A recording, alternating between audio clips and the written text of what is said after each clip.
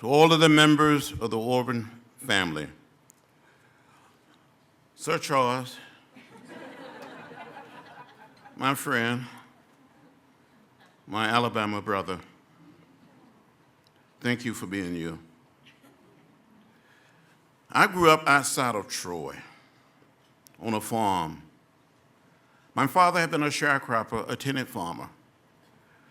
But in 1944, when I was 4 years old, and I do remember when I was 4, I really do. My father had saved $300, and with the $300, a man sold him 110 acres of land. We still own this land today.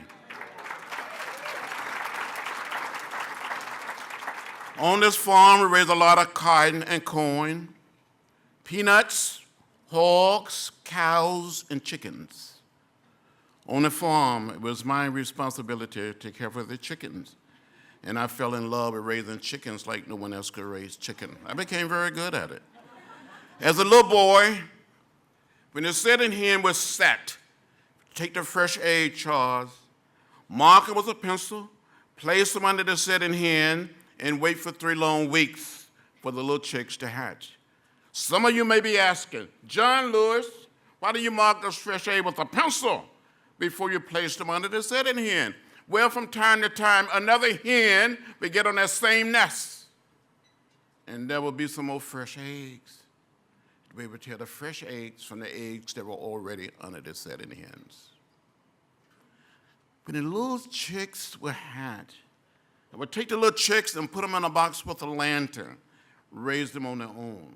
I'd just give them to another hen. Get some more fresh eggs, mark them with a pencil, place them under their setting hen. The setting hen is still in the nest for another 3 weeks. I kept on fooling and cheating on these setting hens. And when I look back on it, it was not the right thing to do. It was not the moral thing to do. It was not the most loving thing to do. It was not the most nonviolent thing to do.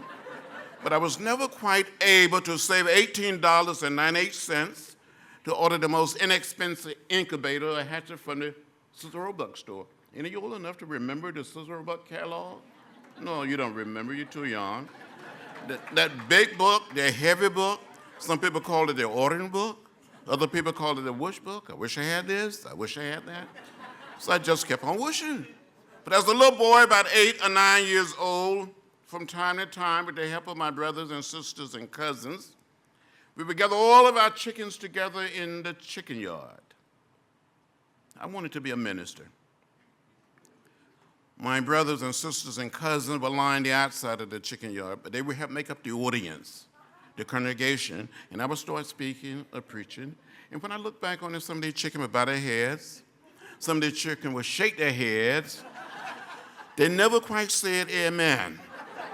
But I'm convinced that some of those chickens that I preached to in the 40s and the 50s tended to listen to me much better than some of my colleagues listened to me today in the Congress. As a matter of fact, some of those chickens were just a little more productive. At least they produced. Don't tell any of my colleagues I said it, but you know, that's what happened. Growing up there outside of Troy, sort of suburban Troy, metropolitan area of Troy.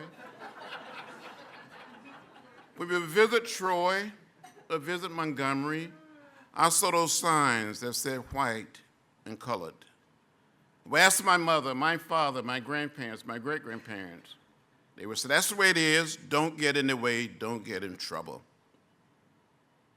My mother came up with this phrase. I don't know where she got it from. Saying, be particular.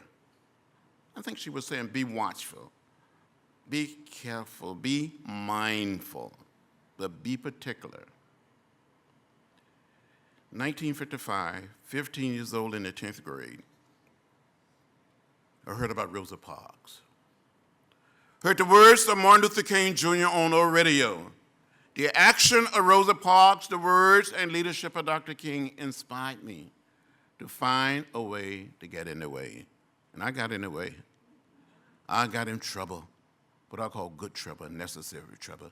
In 1956, 16 years old, with some of my brothers and sisters and cousins, we went down to the public library in the little town of Troy. trying to get library cards, trying to check out some books.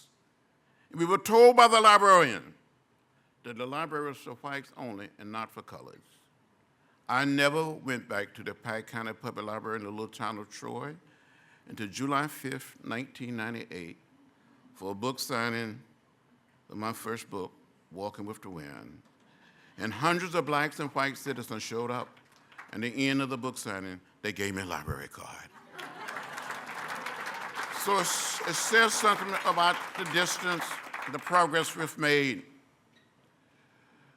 I tell you, Charles, I want to thank you for being you. Thank you for inspiring all of us, using your skills, your talents. Thank you for standing up, for speaking up. Thank you for making some noise. Sometimes you have to make a little noise to get a little attention. You have to get in the way and push and do what you can. I tell you, to be in here tonight, you know, I drive from Atlanta down 85. I see that sign saying Auburn. I've been on the campus, a beautiful place. But to come here tonight and be honored by all of the wonderful and good people. I applied to go to Troy State. I never heard from the school. But many years later, the chancellor and the school invited me to come and gave me an honorary degree. So I tell the students at Troy State, I got my education the easy way. So to be honored by Auburn, I feel more than lucky.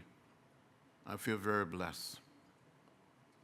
To be able to grow up the way that I grew up, very, very poor. To meet Martin Luther King Jr., to meet Rosa Parks, to travel to South Africa and meet Nelson Mandela, to meet Bishop Tutu. To meet with every single president and meeting with President Kennedy. And to be here tonight, fill my heart with a great deal of joy. And I should stop talking because I would follow Charles. I would cry, and I don't want to cry. I want to thank my chief of staff, Michael Collins, for being here. Been with me for 16 years. Thank you.